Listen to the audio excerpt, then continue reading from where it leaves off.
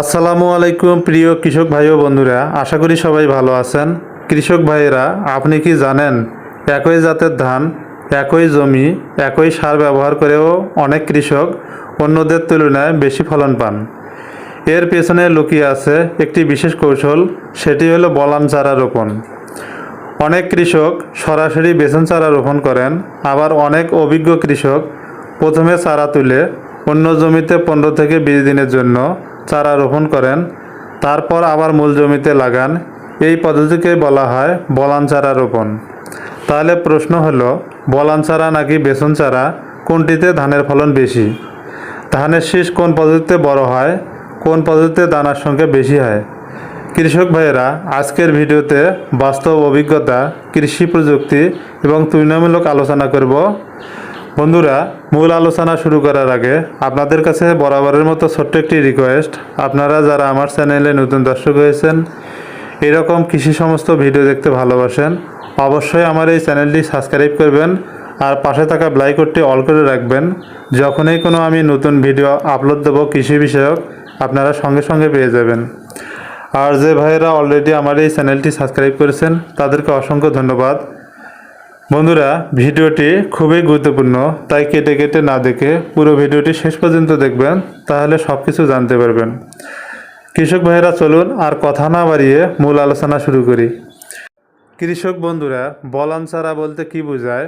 প্রথমে বীজতলায় ধানের চারা তৈরি করা হয়, এরপর সেই চারা তুলে সরাসরি মূল জমিতে না লাগিয়ে অন্য একটি ছোট জমিতে 15 থেকে 20 দিনের জন্য পুনরায় রোপণ করা হয়।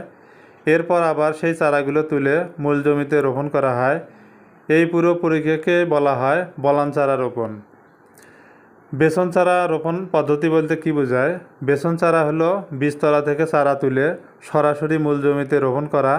এটি সবচাইতে প্রচলিত পদ্ধতি এবং শ্রম কম লাগে।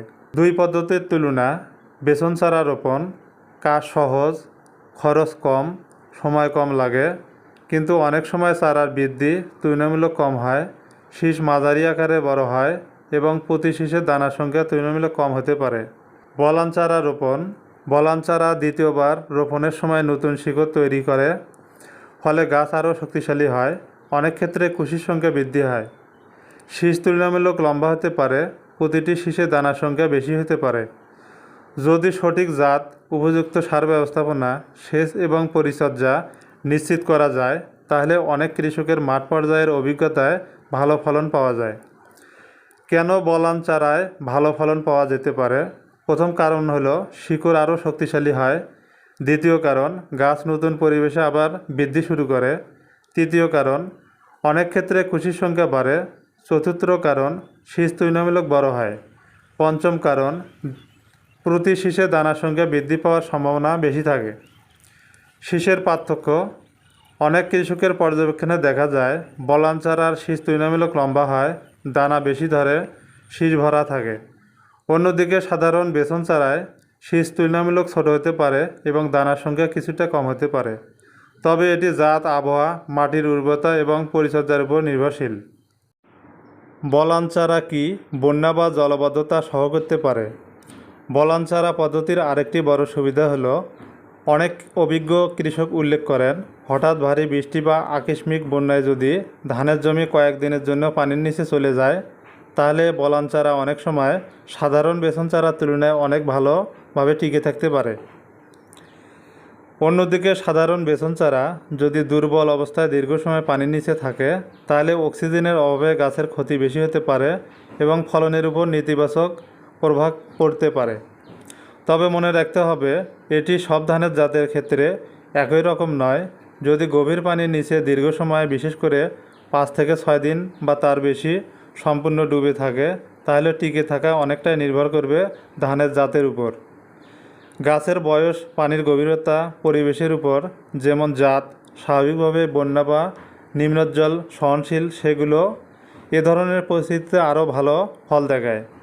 তাই বলা যায়, সঠিকভাবে প্রস্তুত করা বলান চারা অনেক ক্ষেত্রেই শক্তিশালী গাছ গড়ে তুলতে সাহায্য করে এবং স্বল্পমেয়াদী জলাবদ্ধতা মোকাবেলায় কৃষককে কিছুটা বাড়তি সুবিধা দিতে পারে।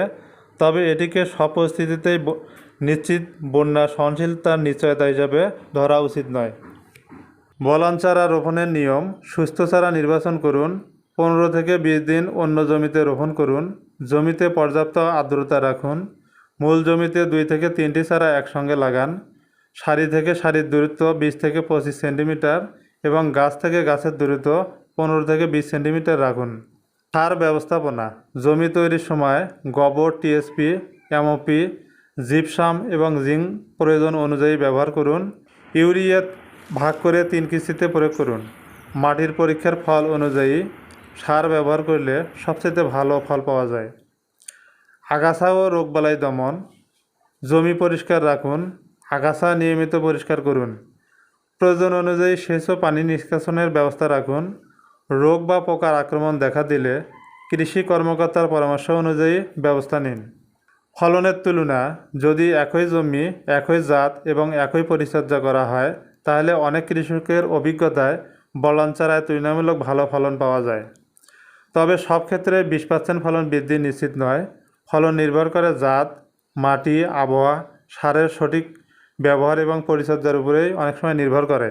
কৃষক ভাইয়েরা, আপনি যদি বেশি কুশি, শক্তিশালী গাছ এবং সম্ভাব্য বড় শীষ পেতে চান তাহলে বলান চারা পদ্ধতি একবার ছোট পরিসরে পরীক্ষা করে দেখতে পারেন। নিজের জমিতে তুলনামূলক ফলাফল দেখে পরবর্তী মৌসুমে সিদ্ধান্ত নিতে পারেন।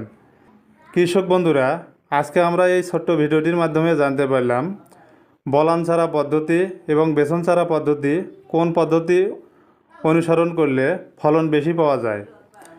বন্ধুরা, আজকের ভিডিওটি যদি আপনাদের ভালো লেগে থাকে তাহলে একটি লাইক দিন, বন্ধুদের সঙ্গে ভিডিওটি শেয়ার করুন এবং কৃষি বিষয়ক নতুন নতুন তথ্য পেতে আমাদের চ্যানেলটি সাবস্ক্রাইব করুন। আপনার অভিজ্ঞতা কি?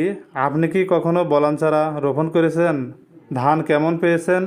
নিচে কমেন্ট করে অবশ্যই জানাবেন। আবার দেখা হবে নতুন একটি কৃষি বিষয়ক ভিডিওতে। সে পর্যন্ত অপেক্ষা থাকবেন। আল্লাহ হাফেজ।